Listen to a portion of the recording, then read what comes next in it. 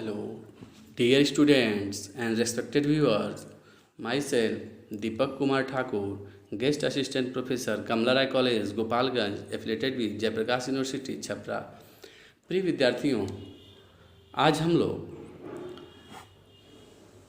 आप लोगों के प्रश्नों के अनुसार बीए पार्ट 2 हिस्ट्री ऑनर्स के लिए एक महत्वपूर्ण टॉपिक पूर्व मध्यकाल में भूमि अनुदान और कृषि का विस्तार और जो भूमि पर अधिकार था उसके विषय में चर्चा करेंगे। सर्वप्रथम हम देखते हैं, इसमें आप लोगों ने प्रश्न पूछा है कि पूर्व मध्यकालीन जो भारत में, भारतीय इतिहास में भूमि अनुदान पर निबंध लिखें या टिप्पणी लिखें या उसका विवेचनात्मक वर्णन करें या आलोचनात्मक वर्णन करें। तो इन सभी प्रश्नों को लक्षित करते हुए आज का जो हम लोग का लेक्चर है इसी पे आधारित होगा। तो आइए सर्वप्रथम हम देखते हैं कि भूमि अनुदान का मतलब क्या है। तो अर्थ के रूप में हम बहुत ही स्पष्ट है कि भूमि यानी कि खेत या ज़मीन का टुकड़ा जिसे दान दिया जाता है, उसी से अर्थ स्पष्ट है कि भूमि अनुदान का मतलब भूमि को किसी को दान स्वरूप दिया जाना। अब हम क्यों पूर्व मध्यकालीन जो भूमि अनुदान की प्रकृति है, उसके स्वरूप है, उसके जो उत्पाद के रूप में भूमि पे आधारित जो वर्ग हैं उनके मध्य क्या संबंध है और किस तरह से ये भूमि पे अधिकार या भूमि पे जो अधिकारी थे उनके संगठन किस तरह से कृषि का विकास किए, किस तरह से ग्रामीण तनाव जन्म लेता है और किस तरह से जो प्रारंभिक मध्ययुगीन कृषि अर्थव्यवस्था का स्वरूप ये भूमि या जमीन का टुकड़ा निर्धारित करती है। इन सभी प्रश्नों को हम लोग समझ पाएंगे जब हम भूमि अनुदान के स्वरूप के विषय में जानें।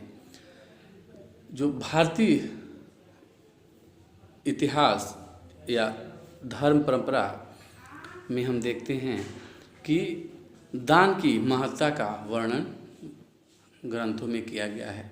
तो दान जो था वह व्यक्ति विशेष के नैतिक उत्थान और धार्मिक उन्नति जिसमें वह अपने परम लक्ष्य मोक्ष की प्राप्ति करता है व्यक्ति, उसको आधारित लेकर था। लेकिन कालक्रमेण यह हमारी अर्थव्यवस्था और समाज का एक अभिन्न अंग बन गया जब राजा भूमि का दान करने लगा। और इसमें हम देखते हैं कि भूमिदान जो करने वाला वर्ग था वह राजा।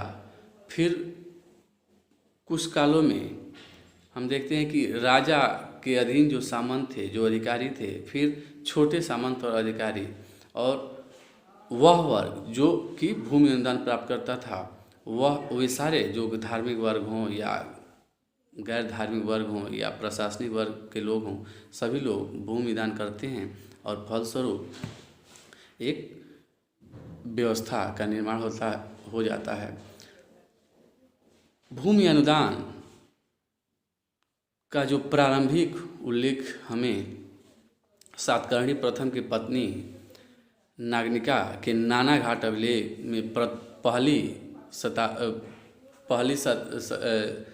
प्रथम सदी ईसा पूर्व का यह अभिलेख है, उससे प्रथम भूमि दान का अभिलेख ही साक्ष्य प्राप्त होता है। और अगर ईस्वी सन में कहें तो मनु का काल 200 ईस्वी से ही भूमि अनुदान का साक्ष्य हमें मिलता है। और फिर ये कालक्रमेण जो एक प्रवृत्ति के रूप में, एक फुहार के रूप में जो प्रवृत्तियाँ उपजी, वह एक शक्तिशाली धारा का रूप ले ली और एक छोटे से राज्य विशेष से उत्पन्न होकर पूरे भारतीय उपमहाद्वीप पर इस तरह की व्यवस्था का प्रसार हमें देखने को मिलता है। भूमि अनुदान पूरे भारतीय उपमहाद्वीप में होने लगा था। भूमि अनुदान जो प्रारंभिक मध्ययुगीन काल में कृषि विकास का हम देखते हैं, तो कृषि का जो विकास है या भूमि संबंधों या भूमि संबंधों का जो संगठन बना, उन सभी का आधार भूत जो माध्यम रहा वह भूमि अनुदान ही रहा। क्यों? क्योंकि उस समय, हालांकि आज भी अगर वर्तमान समय में देखें तो हमारी अर्थव्यवस्था कृषि प्रधान ही मानी जाती है। हालांकि अर्थव्यवस्था के स्वरूप में कुछ परिवर्तन हुआ है। प्रारंभिक मध्यकाल में अर्थव्यवस्था पूर्ण रूप से भूमि पर ही निर्भर थी, और इसी के कारण हम इन संबंधों की चर्चा करते हैं, भूमि के विस्तार की चर्चा करते हैं कि हम उस स्वरूप को समझ सकें। तो देखते हैं कि भूमि अनुदान प्रथम शताब्दी ईसा पूर्व से शुरू हुआ, 12वीं शताब्दी तक पूरे उपमहाद्वीप पर इसका आधिपत्य हो गया। यहाँ 2-3 बातों को हम देख लें। चूँकि हमें निबंध लिखना है, इसलिए पहले तो भूमि अनुदान क्या है इसके विषय में चर्चा कर देंगे। भूमि अनुदान का अभिलेखित साक्ष्य इसके विषय में हमने बता दिया। फिर जब हम आगे बढ़ेंगे तो भूमि जो है, भूमि अनुदान के कितने प्रकार थे, ठीक है, और फिर भूमि अनुदान के प्रकारों के बाद भूमि अनुदान क्यों दिया गया और इसके क्या निहितार्थ थे, और फिर भूमि अनुदान के फलस्वरूप जो जिस तरह की कृषि व्यवस्था उपजी, जो भारतीय कृषि अर्थव्यवस्था का स्वरूप उभरा, उसका वो हेडिंग दे के से लिखेंगे। फिर हम देखेंगे ग्रामीण तनाव या का किस तरह का स्वरूप रहा, जो ग्राम में किस तरह के तनाव, चूँकि भूमि गांव में या पूरे साम्राज्य जो है कि सबसे छोटी इकाई प्रशासनिक इकाई गांव थी, और गांव ही प्रत्यक्ष रूप से उत्पादन का कार्य करता था, और कृषि जो राज्य की अर्थव्यवस्था का आधार भूमि थी। तो जो ग्रामीण तनाव है इसके बारे में चर्चा करेंगे। फिर विनिमय व्यवस्था में कृषकों की क्या भूमिका रही होगी, फिर कृषि अर्थव्यवस्था के स्वरूप पर हम लिखेंगे। तो एक पूरा निबंध तैयार हो जाएगा हमारा। तो हम लोगों ने देख लिया कि भूमि अनुदान क्या है, और फिर भूमि अनुदान का प्रथम अभिलेखित साक्ष्य हम लोगों ने देखा। अब हम अगर एक तथ्य देखें कि भूमि अनुदान क्यों दिया जाए, तो इसके पीछे निहितार्थ यही था कि कृषि विस्तार हेतु भूमि अनुदान की परंपरा शुरू हुई। और ऐसा हम देखते हैं कि 4वीं शताब्दी तक ब्रह्मदेव या अग्रहार, और फिर जो कि ब्राह्मणी व्यवस्था का एक में प्रचलित था। फिर हम गैर ब्राह्मणी अगर व्यवस्था में देखें तो बौद्ध जैन धर्मों को दिया गया, यानी कि धार्मिक वर्गों को। फिर धर्मनिरपेक्ष वर्ग भी था, और वह था प्रशासनिक अधिकारियों का वर्ग, और इन प्रशासनिक अधिकारियों को भूमिदान दिया गया। तो 4वीं सदी तक तो एक सामान्य व्यवस्था के रूप में रहा, लेकिन 4वीं सदी के बाद यह एक सार्वभौमिक रूप ले लिया और एकीकृत रूप ले लिया, और पूरे भारतीय जो अर्थव्यवस्था थी वह कृषि प्रधान अर्थव्यवस्था को यह प्रतिबिंबित करता है। जो भूमि अनुदान दिया गया वह हम देखते हैं कि खाली ज़मीन, जो पिछड़े इलाके थे और जो खाली थे, उन जगहों को भूमि अनुदान के रूप में दिया गया कि यहाँ कृषि का विस्तार हो। फिर हम देखते हैं कि जनजाति क्षेत्रों में भी भूमि अनुदान दिया गया, क्योंकि यहाँ भी कृषि का विस्तार उद्देश्य में निहित था। क्यों? क्योंकि जो ब्राह्मणी जो परंपरा थी, या जो कहें कि उत्तर भारत का जो गंगा दोआब के क्षेत्र था, जो ब्राह्मणी व्यवस्था का केंद्र भी हुआ करता था, इसमें हम जो साहित्यिक साक्ष्य के रूप में देखते हैं तो बहुत सारे कृषि के तत्व, जैसे कि खेती के लिए किस तरह के बीज का बोआई, रोपाई, निराई, गुड़ाई, और खेती के तरीके, मौसम के विषय में, जिस तरह हम देखते हैं कि बराह मिहिर के बृहद संहिता में इन सब का बृहद वर्णन है, या गुप्त काल के जो बहुत सारे विद्वान हैं उनके रचनाओं में हम देखते हैं कि कृषि का उन्नत विस्तार हुआ था। और ये ज्ञान हम लोग उत्तर भारत के ब्राह्मण तत्वों में देखते हैं। तो इस तरह की ये मान्यता थी कि ये लोग उस क्षेत्र में जाएंगे और कृषि के ज्ञान के कारण उस क्षेत्रों में कृषि का विकास होगा। फिर जंगलों को साफ करके कृषि का विकास होगा। फिर एक ये भी निहितार्थ था कि सांस्कृतिक जो विस्तार है, जो संस्कृति का विस्तार है, वह विस्तारित होगा, संस्कृति का विस्तार होगा और इन जनजाति तत्वों या पिछड़े तत्वों को एक सभ्यता और एक सांस्कृतिक स्वरूप भी उत्पन्न किया जा सकेगा। तो इन तथ्यों को के कारण जो हम देखते हैं कि भूमि अनुदान शुरू हुआ और इसका काल क्रमेण क्षेत्रों में भी विस्तार हुआ। जैसे अगर 4वीं-5वीं शताब्दी में देखें तो यह उत्तर, दक्षिण, मध्य भारत या आंध्र इत्यादि क्षेत्रों में इसका विस्तार देखने को मिलता है। तो 5वीं से 7वीं शताब्दी में पूर्वी भारत का जो बंगाल है, उड़ीसा है, इन क्षेत्रों में बस्तियों का विकास देखते हैं। फिर अगर हम देखें पश्चिमी भारत तो राजस्थान, गुजरात के क्षेत्र में इस तरह का विस्तार देखने को मिलता है। फिर 7वीं-8वीं शताब्दी में देखते हैं कि तमिलनाडु, कर्नाटक इत्यादि क्षेत्रों में। तो 9वीं शताब्दी में केरल तक का विस्तार अभिलेखित साक्ष्यों में देखने को मिलता है। 12वीं शताब्दी के अंत तक अगर स्वरूप का निरूपण करें कि किस तरह भी विस्तार हुआ कृषि का, तो वह पंजाब को छोड़ के लगभग पूरे संपूर्ण भारतीय प्रायद्वीपीय क्षेत्र में इस तरह का विस्तार देखने को मिलता है। और इसमें यह ब्राह्मणवादी संस्कृति का जो केंद्र था, गंगा की घाटी में जो फैला था, एक सामान्यकरण के रूप में देख सकते हैं। तो उन्हीं का विस्तार, वह ज्ञान और वहाँ जो संस्कृति पली थी उसी के विस्तार के रूप में इसे देख सकते हैं, उद्देश्य के रूप में। अब हम देखें कि दान की पृष्ठभूमि किस तरह की रही, तो ये हमारे धर्म ग्रंथों में दान की महत्ता का बहुत ही विशद वर्णन है। और दान की महत्ता व्यक्ति के धार्मिक और नैतिक उत्थान से जुड़ा हुआ है और इसको कहीं न कहीं आर्थिक आधार भी तैयार किया गया है ब्राह्मण तत्वों के द्वारा। और यही सब हम देखते हैं कि गुप्त काल के बाद स्मृतियों में, पुराणों में ब्राह्मणों को दिए जाने वाले दान, जैसे खाद्यान्न, अनाज, चल संपत्ति, सोना, चांदी इत्यादि, जो चल संपत्ति था, अचल संपत्ति यानी कि भूमि, बागीचे, खेत खलिहान इत्यादि, और फिर गाय बैल, पशु धन का भी दान देने का वर्णन मिलता है। संभवतः जो प्रारंभ में मुख्यतः वैदिक पुजारियों को दान देने का वर्णन था, लेकिन 5वीं सदी से 13वीं सदी तक आते आते हम देखते हैं कि इसमें ब्राह्मण वर्ग, मंदिर के पुजारी, गैर ब्राह्मण तत्व जो धर्म के रूप में थे, जैन, बौद्ध, और फिर प्रशासनिक अधिकारियों को भी दान दिया जाने लगा। 8वीं सदी में हम देखते हैं कि मंदिर कृषि विस्तार के केंद्र के रूप में भी वर्णित किए गए हैं समकालीन स्रोतों में। और जो गैर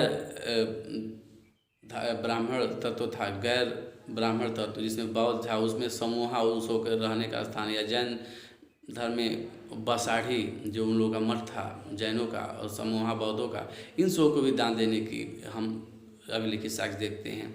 और ये कर्नाटक, आंध्र प्रदेश, फिर हम देखते हैं कि पूर्वी भारत जिसमें उड़ीसा, बिहार इत्यादि का वर्णन किया जा सकता है। और इस प्रकार गुजरात का भी नाम लिया जा सकता है। इन क्षेत्रों में ये बौद्ध और जैन धर्मों को भी दान देने का स्वरूप हमें देखने को मिलता है। अब हम भूमि दान के प्रकारों के बारे में चर्चा करें तो भूमि जो दान दी गई, एक भूमि था ब्रह्मदेव, भूमिदान दिया गया। कुछ गांव या गांव के समूहों या ब्राह्मणों को दिया जाने वाला कर मुक्त भूमि, और कुछ उन लोगों को विशेषाधिकार दिया गया।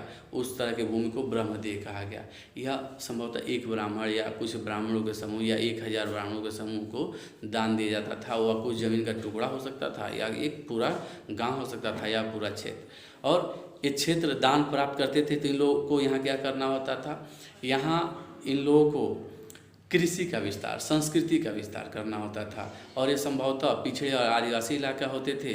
हालांकि ऐसा भी देखने को मिलता है कि कृषि वाले क्षेत्र में भी इस तरह के दान दिए गए, और जहाँ से प्रॉपर मतलब नियमित रूप से कर इत्यादि मिलते थे उनको भी दान देने का वर्णन मिलता है।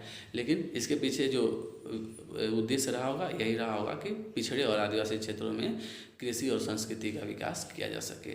फिर हम देखते हैं कि जो दान प्राप्त वर्ग था उसको इन क्षेत्रों में कर उगाही के साथ साथ और बहुत सारी व्यवस्थाओं को भी देखना होता था।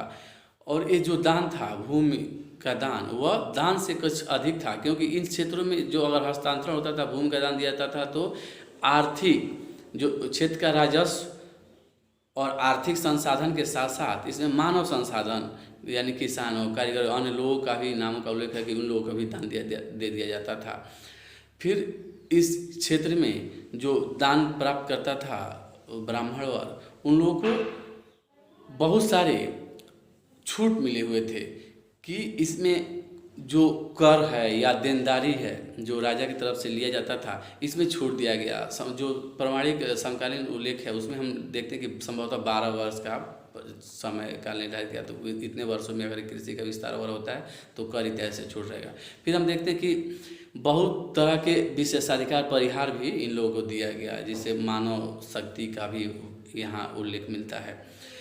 फिर हम देखते हैं कि एक और जो मंदिरों को दान दिया जाता है उसको देवदान भूमि कहा जाता था। ये भी धार्मिक अनुदान के रूप में ही था, जो भूमि दान का स्वरूप था कि देवदान, यानी कि जैसे मंदिरों को दिया गया भूमि को देवदान भूमि कहा जाता है। और ये भूमि अगर मंदिरों को दिया जाता था तो संभवतः इसमें ब्राह्मण वर्ग या जो भी इस मंदिर से संबंधित विशेष वर्ग था उसको जमीन मिलती थी, भूमि मिलता था, और भूमि के साथ साथ भू राजस्व मिलता था, वहाँ के आर्थिक और मानव संसाधन में मिलते थे। और इन क्षेत्रों से जो भू राजस्व उत्पन्न होता था उसको ये लोग मंदिर इत्यादि के खर्च के रूप में लेते थे, और कुछ राजस्व राजा को भी जाता रहा होगा। फिर हम देखते हैं कि ये लोग जो मंदिर हैं, मंदिर सांस्कृतिक विस्तार का कार्य कर रहे थे, और संस्कृति के संक्रमण के जरिए यह किसान बस्तियों एवं जनजाति क्षेत्रों में ये एकीकृत सांस्कृतिक व्यवस्था का विकास कर रहे थे और कृषि का विस्तार कर रहे थे। ये दोनों का इन लोगों का था, और ये उस समय संस्कृति विस्तार के केंद्र के रूप में उभरे, और जो राजस्व पे एक को प्राप्त करने के एक वर्ग के रूप में भी इन लोगों का उत्थान हो गया। हम देखते हैं कि जो कुछ क्षेत्रों में कि गैर धार्मिक जो अनुदान थे, जैसे प्रशासनिक अधिकारियों को दिए जाने वाले अनुदान, प्रशासनिक अधिकारियों में राजा के छोटे सामंत या बड़े सामंत, और उन सामंतों के द्वारा भी कई लोगों को, जिनको पट्टेदार या अन्य जोतदार इत्यादि नाम दिया जा सकता है, राणा, रनका इत्यादि नाम दिया जा सकता है, उन लोगों को भी ये लोग, यानी कि सामंत भी नीचे दान देने लगे, इसलिए उप सामंतीकरण का एक प्रवृत्ति भी उपजा होगा। और इन लोगों को दान, जो प्रशासनिक अधिकारी हैं, उन लोगों को दान देने के पीछे प्रमुख उद्देश्य था कि कृषि का विस्तार हो और इन क्षेत्रों में एक शासन व्यवस्था स्थापित किया जा सके, और शासन व्यवस्था के साथ साथ संस्कृति इत्यादि के संरक्षण में भी योगदान ये लोग करें। इस तरह हम देखते हैं कि गैर धार्मिक वर्ग के रूप में प्रशासनिक अधिकारियों को दान दिया गया। और अगर गैर ब्राह्मणी तत्व में जैन और बौद्ध थे, जिनको जो भूमि दान दिया जाता था उसको पिल चंदा, प में छोटी की मात्रा है, पी ल चंदा, पिल चंदा कहा जाता था इन लोगों को जो भूमि दान दिया जाता था। इस प्रकार 3 वर्गों को भूमि दान देने का इस समय प्रमाण है। तो उसमें ब्रह्मदेय या अग्रहार भी कहा था, जो ब्राह्मणों को कर्म भूमि दिया जाता था। फिर देवदान, और फिर गैर धार्मिक अनुदान यानी प्रशासनिक अधिकारी को दिए जाने वाले भूमि अनुदान। अब हम देखते हैं कि भूमि अनुदान जो पढ़ने का कारण है, क्योंकि अर्थव्यवस्था का मुख्य स्रोत भूमि था, और भूमि से कर इत्यादि और उसे मानव संसाधन इत्यादि को जोड़ के दान भी दिया गया। तो इस समय कर उगाही का जो सबसे निचला इकाई था ग्राम, और ग्राम में तनाव उत्पन्न हो ऐसा स्वाभाविक था, क्योंकि जो प्रारंभिक काल में, जो प्राचीन काल में गृहपति मिलते हैं, वो बाद के काल में, गुप्त काल में क्षेत्रीय, कर्षक, हलीन, अर्धिक इत्यादि के रूप में कृषि वर्ग से संबंधित है। लेकिन जो बाद के काल में जो ब्राह्मणों को ब्रह्मदेय भूमि अनुदान का गैर ब्रह्मदेय अनुदान में रूपांतरण, और गैर ब्रह्मदेय अनुदान का ब्राह्मणी जो ब्रह्मदेय भूमि अनुदान में रूपांतरण जो एक साम्य चलता है दोनों तरफ, तो इससे तनाव उत्पन्न होगा। और कृषकों का चूँकि उत्पीड़न बहुत ज़्यादा होने लगा, तो फलस्वरूप इसमें हम देखते हैं कि जो कृषक वर्ग है उसमें भी विद्रोह की प्रवृत्ति आई होगी, क्योंकि जो उसका सब तरह से शोषण होने लगा। कृषि के विकास इत्यादि पे बल नहीं दिया गया और उसके तकनीकी विकास के माध्यम से ज़्यादा अन्न उपजा के और कर प्राप्त किया जाए, ऐसा किसी तरह का दृष्टिकोण हमें देखने को नहीं मिलता है। हालांकि कृषि तकनीकी का विकास हो रहा था, लेकिन जो कृषि अधिशेष था उसको हड़पने के लिए बहुत सारे विशेषाधिकार वर्ग हो गए। इसी परिणाम स्वरूप हम देखते हैं कश्मीर में दमार विद्रोह, फिर राजस्थान में कैवार विद्रोह, तमिलनाडु के क्षेत्रों में अतिक्रमण की स्थिति, जिसमें भूमि दान को लेके आत्महत्या, या पांड्या क्षेत्र में हम देखते हैं कि शूद्र युद्ध करने लगते हैं कि भूमि के पे अधिकार के लिए। फिर अगर हम विनिमय व्यवस्था को देखें तो जो 300 से 500 या 800 के काल का बीच है वह तो ग्रामीण अर्थव्यवस्था ही रही और कृषि के आधार पर रही, और व्यापार वाणिज्य का बहुत बृहद मात्रा में हम विस्तार नहीं देखते हैं, क्योंकि जो कारीगर है, शिल्पी है, शिल्प वर्ग है, वह जो भूमि अनुदान, ब्रह्मदेय या देवदान या जो गैर धार्मिक वर्ग था, प्रशासनिक अधिकारी वर्ग, उन्हीं से जुड़ के ही अपने कार्य व्यवहार को अंजाम दे रहा था। तो ये एक तरह की बंद अर्थव्यवस्था, क्लोज इकोनॉमी का स्वरूप था। लेकिन बाद के काल में हम विकास देखते हैं, क्योंकि व्यापारिक संघों का भ्रमणशील व्यापार, फिर 9वीं सदी में आंशिक मुद्रा व्यवस्था, और फिर दक्षिण भारत में कर्नाटक क्षेत्र में हम देखते हैं कि जगती कोटाली वर्ग यानी कि बुनकरों का एक समुदाय था, ये भी एक अधिकार मांगने के वर्ग के रूप में उपजा। फिर तेलीना जो तेलियों का समुदाय था, ये कुछ वर्ग उपजे जो भूमि पे अपने अधिकार के भूमि के अधिशेष के माध्यम से व्यवसाय किए, और व्यवसाय के माध्यम से इनकी आर्थिक स्थिति सुदृढ़ हो रही थी, और इस तरह से एक व्यापार और वाणिज्य का जो एक स्वरूप उभरा। लेकिन ये विकास क्रम का ही स्वरूप था, और इसे विकसित स्वरूप होने के बाद भी हम देखते हैं कि जो इस समय का जो पूर्व मध्यकाल का काल है, इसमें कृषि अर्थव्यवस्था बनी रही, क्योंकि इसका स्वरूप हम दो रूपों में देखते हैं कि एक सामंती अर्थव्यवस्था, तो दूसरी एक अवधारणा जो नवीन अवधारणा की किसान राज की समाज, और किसान राज समाज यानी कि जिसमें स्वायत्त कृषकों की बात की गई, तो उसमें हम देखते हैं कि तमिलनाडु इत्यादि के क्षेत्रों में नाडु, जो चोल काल में नाडु या थे, उसमें उसकी व्यवस्था का कार्यभार कृषक समुदाय कर रहे थे, जिसे नतार कहा जाता था, यानी आम जनता थी, और वह कृषि कार्य करती थी और उसको विशेषाधिकार था भूमि पे। तो एक वह वर्ग था। लेकिन एक प्रवृत्ति सामंती अर्थव्यवस्था का दिखती है, जिसमें कि भूमिपति वर्ग ही था, और भूमिपति, पट्टेदार, जोतदार, कृषक इत्यादि का वर्णन मिलता है, क्योंकि राजा अपने सामंतों को, छोटे अधिकारियों को भूमिदान देता था। फिर ये छोटे अधिकारी और जो सामंत थे अपने से छोटे अधिकारी और प्रशासनिक वर्गों को भूमि अनुदान देते थे। फिर मंदिर भी भूमि अपने अधिकारियों का स्थानांतरण करता था। फिर जो ब्रह्मदेय ग्राम थे, ये भी अपने विशेषाधिकारियों का हस्तांतरण करते थे, जहाँ जहाँ भी हस्तांतरण होगा, स्थानांतरण यानी कि वो अपने अधिकारों को दूसरे को देते थे, इससे कि एक नीचे भी सामंत और उप सामंत वर्ग बटा। तो अब इसमें जो कृषकों से जबरन वसूली की, यानी विष्टि बेगार की प्रथा निश्चित रूप से उभरी होगी, और इसके अभिलेखित साक्ष्य भी हैं कि चोल अभिलेखों में जबरन 100 से अधिक जबरन मजदूरी के साक्ष्य हमें प्राप्त होते हैं। उसमें इससे कृषि दास और अर्ध कृषक, खेतिहर मजदूर और कृषकों की स्थिति में आ गए होंगे। फिर चोल कालों में राजा चोल में हम देखते हैं कि 50 प्रकार के करों, यानी कि सामंत और उप सामंतीकरण के माध्यम से बहुत सारे करों की भी मांग देखी गई होगी, जिससे कृषकों की स्थिति दयनीय हुई होगी। इस तरह जो समाज का एक जो स्वरूप निर्मित हुआ, वह इतने संक्रमण का था कि विकसित स्वरूप देखने के बाद भी एक क्लेश और एक तनावपूर्ण वातावरण था। और इसी में हम देखते हैं कि बाद में जो मुस्लिम आक्रमण होता है और वो विजय करते हैं, क्योंकि इस समय समाज में जो भूमि अनुदान का जो स्वरूप था, उसमें वर्ण व्यवस्था को भी जुड़ गया था, और वर्ण व्यवस्था के माध्यम से जो ब्राह्मण वर्ग था वह अपने विशेषाधिकारों को बनाए हुए था, और इस भूमि अनुदान में एक उत्तम स्थिति पे था। इस तरह जो एक पूरी जटिल व्यवस्था है भूमि अनुदान की, उसको हम विभिन्न पहलुओं के माध्यम से समझेंगे और लिखेंगे। फिर भी अगर आप लोग को कुछ समस्याएं हो, हमने बहुत कुछ समेटने का प्रयास किया है, फिर भी समस्या आती है तो आप हमसे प्रश्न करेंगे, और हम व्यक्तिगत रूप से phone call, WhatsApp group, Facebook इत्यादि पे आपके प्रश्नों का जवाब देंगे। जय हिंद, जय भारत, धन्यवाद।